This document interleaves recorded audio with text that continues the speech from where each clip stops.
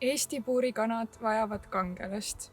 Praegu on ta siin, minu selja taga, ühes Eesti suurimas puurikanalas vangis ja ootab hukkamist.